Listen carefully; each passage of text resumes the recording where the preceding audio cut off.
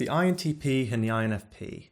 Well, on the surface, these types appear to be radically different to each other. After all, one is posited to be a thinking type, whereas the other one is posited to be a feeling type. Well, in reality, it's not anywhere near that simple, and there are, in fact, an enormous amount of similarities and overlap between these two types, which might make it very difficult for someone who is either one or the other to be able to tell which category they belong within.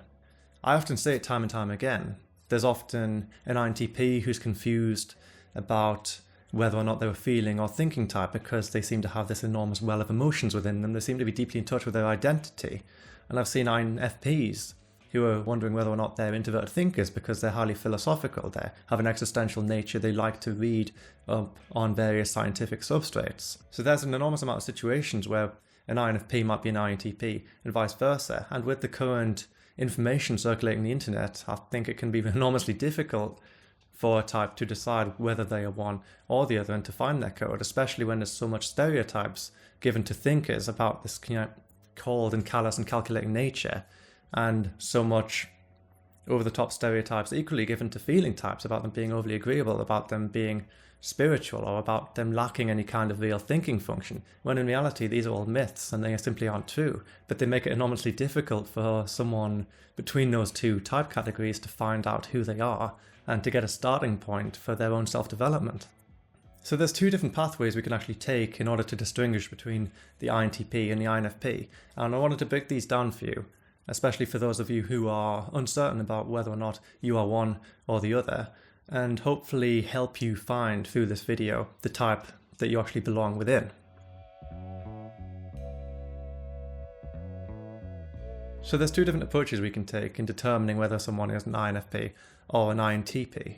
One of which is to look at the attitudes of their cognitive functions. You see, it's somewhat of a myth that cognitive functions exist in this top-down list of preferences, and you can assign a percentage score to how much of a cognitive function one person uses as opposed to another person. The fact is, we use a lot of our cognitive functions fairly equally, and it's a lot more lateral and altogether more fluid than people give it credit for. So with the INTP and the INFP, the reason it's so enormously difficult to distinguish between the two types is because they both use introverted feeling and introverted thinking quite extensively.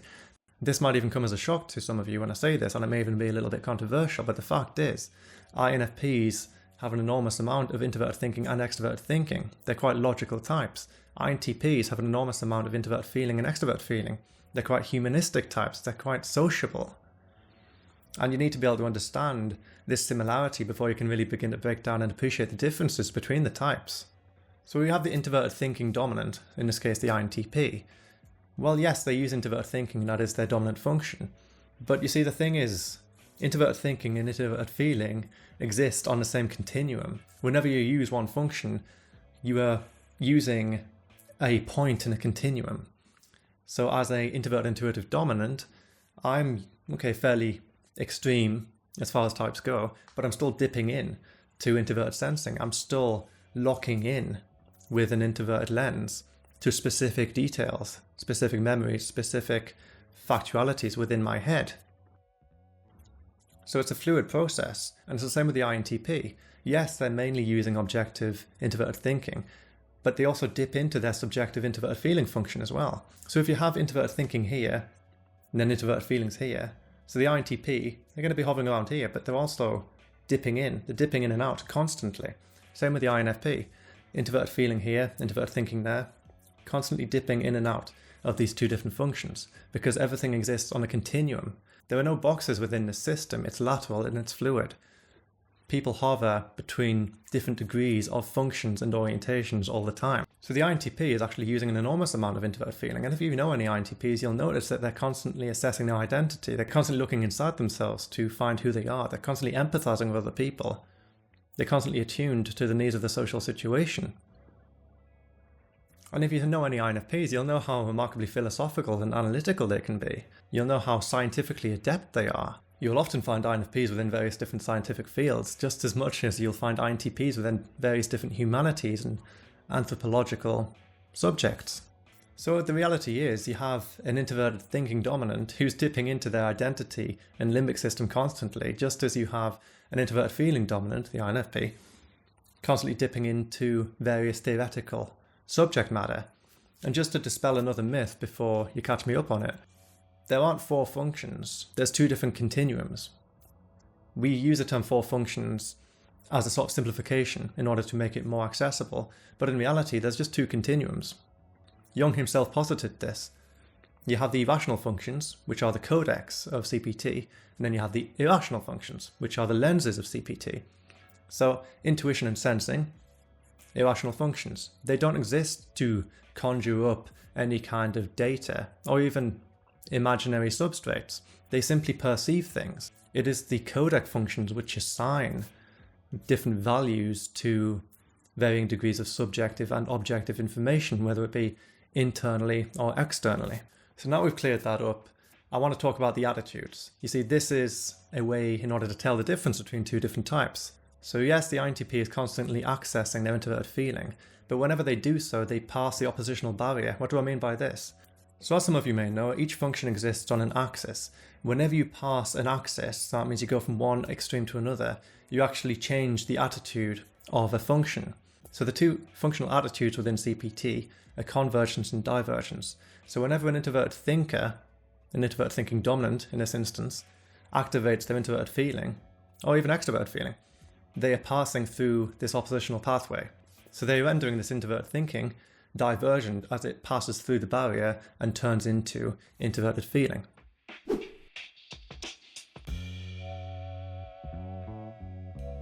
So the way to tell these apart is in the attitudes. So yes, the INTP is constantly accessing introverted feeling, just as the INFP is constantly activating introverted thinking. What differs is the way in which these functions are used. The introverted feeling of an INTP is far more conceptual in nature. It's something which is more fluid. The INTPs are people who experiment with their habits. They adopt different lifestyle patterns.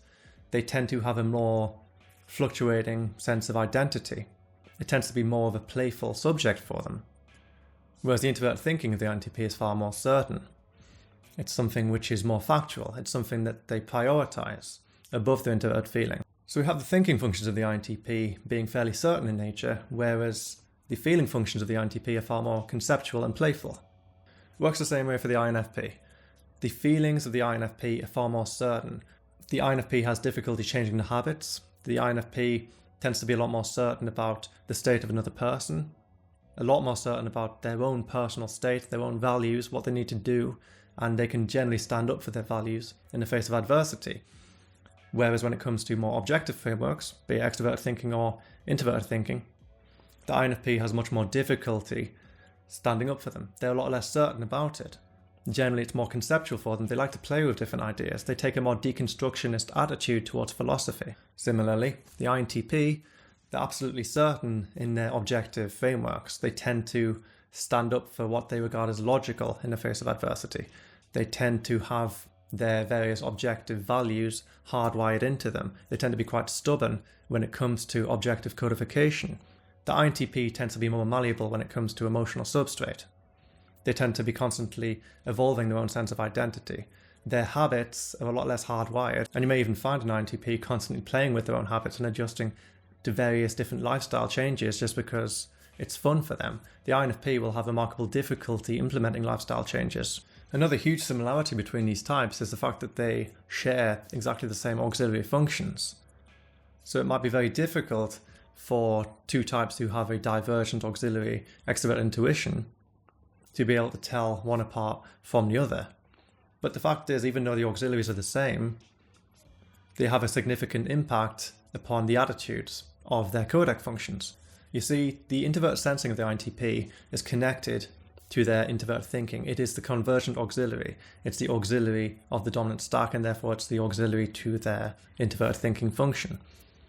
Introvert sensing is an internalized lens, entirely concrete in nature. It's fairly narrow in scope, but extremely intense. So the INTP has a very narrow scope looking internally and tends to be fairly concrete. It tends to be fairly hardwired.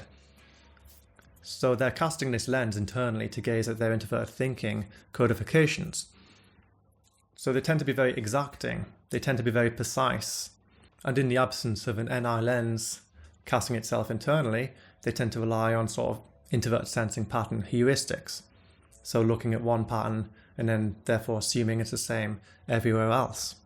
The INTP due to that introvert sensing auxiliary function, tend to be very specific people.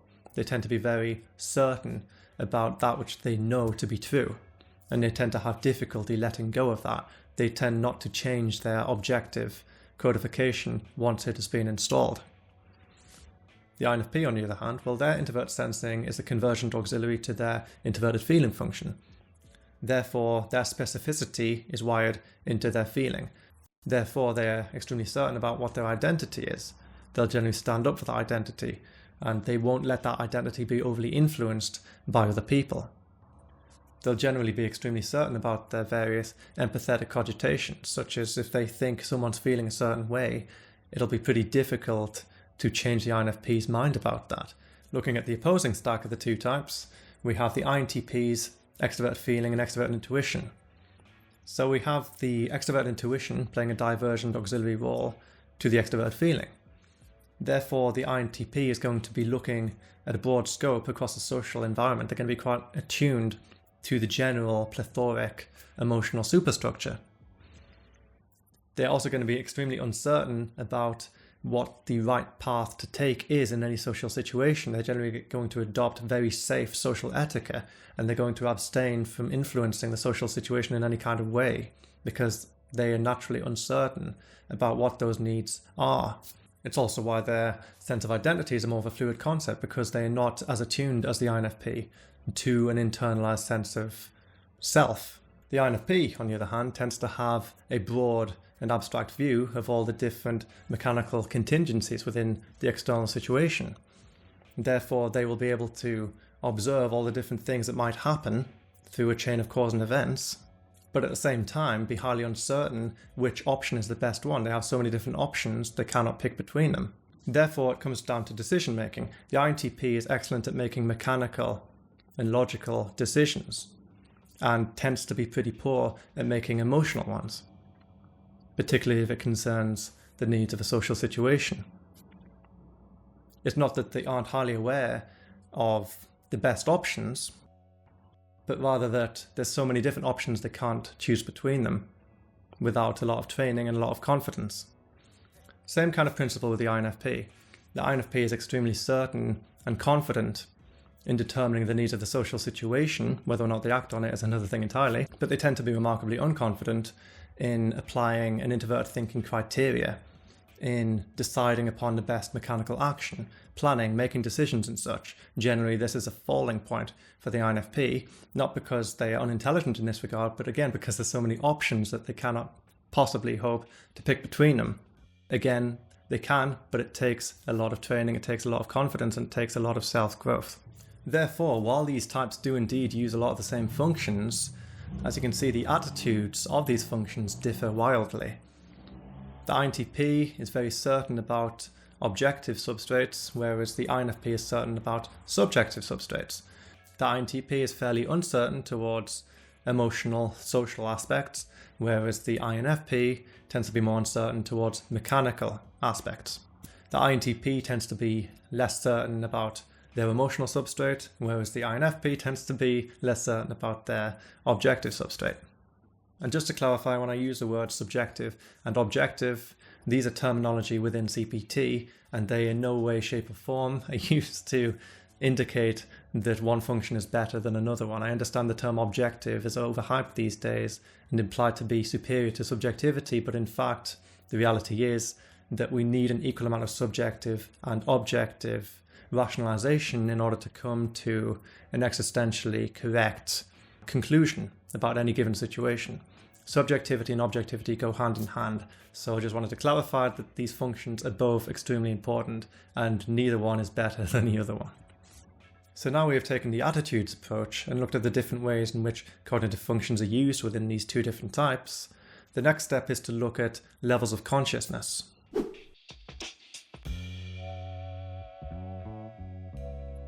So this is where we look at which functions are unconscious and which functions are more conscious. Don't confuse this with which functions used more and which functions used less, because these are mutually exclusive concepts. Just because a function's unconscious, it doesn't mean it's not used. And same goes for conscious function. Just because it's conscious, it doesn't mean it's necessarily used more than an unconscious function. And as many of you may already know, much of our processing as human beings goes on in the back of our minds when we're sleeping and such. Most of the pathways that we're constructing, and even most of the conclusions we're coming to, operates within the unconsciousness. So don't underestimate the power of unconscious functions. So first, let's take the dominant functions. The INTP's introvert feeling, although they use it a lot, like I was saying before, tends to be more unconscious. Similarly, the INTP's introvert thinking tends to be more unconscious. This, alongside the divergent nature of these functions, also explains why these types are more uncertain when they're using the opposing function to their dominant. So the INTP isn't always necessarily aware of how they're feeling, or even what their identity is, or the emotional attachments that they've formed to their moral heuristics.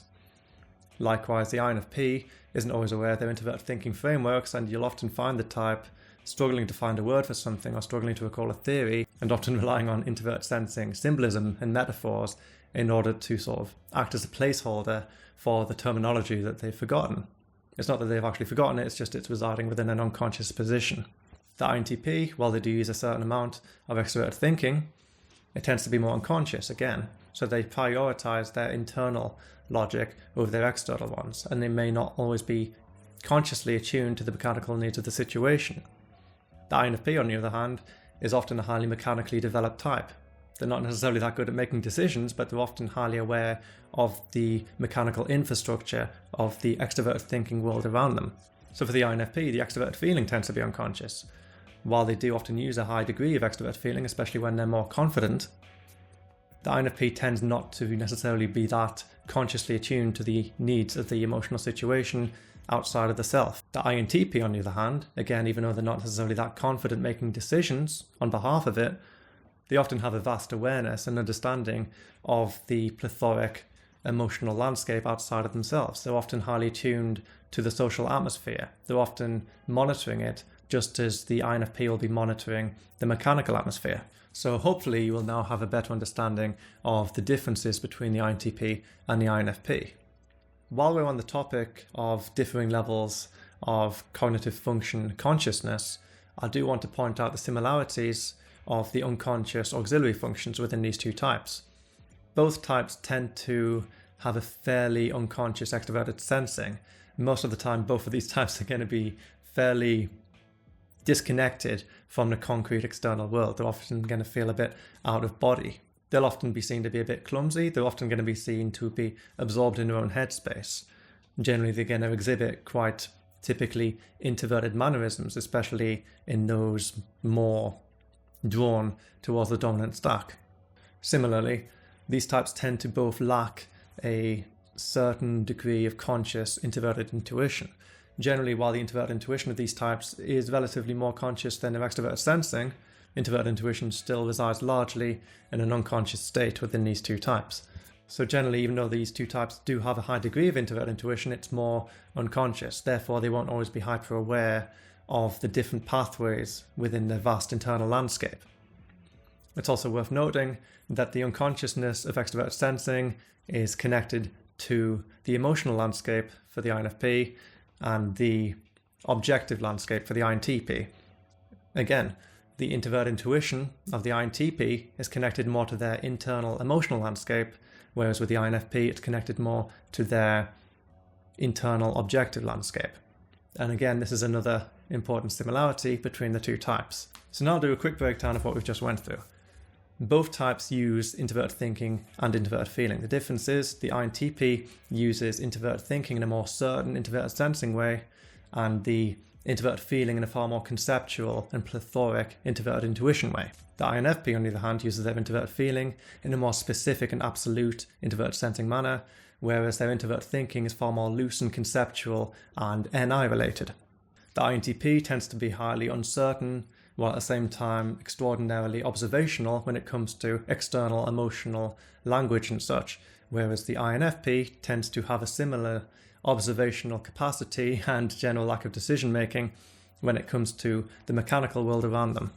And finally, the INTP tends to have a fairly unconscious extroverted thinking and introverted feeling, whereas the INFP tends to have a more unconscious extroverted feeling and introverted thinking. So thank you so much for watching. I hope that was informative.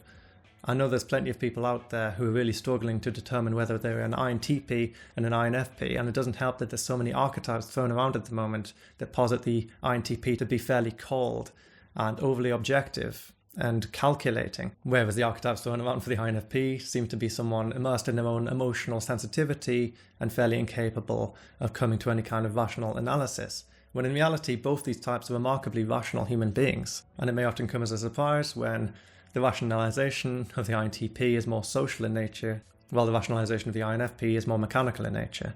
So these things can differ wildly, and no type is ever the same. But with this information I've just presented, I hope it's a little easier now to determine whether you are an INTP or an INFP. And if you'd like any more insight into the difference between the INTP and the INFP, or if you'd like help yourself deciding whether or not you are one or the other, feel free to get in touch with me via the email address on the channel, or just leave a comment below. I'd love to have a conversation with you. I'd also love to know your own observations as to the differences between these two different types. What do you think are the underlying factors that can distinguish between the INFP and the INTP? Leave a comment down below. I'd absolutely love to hear your thoughts on it. Also, leave a like, it helps the channel grow, and subscribe for weekly videos. I'll be uploading another video, same time, same place, next week. So in the meantime, take care, and I'll see you next time. Bye.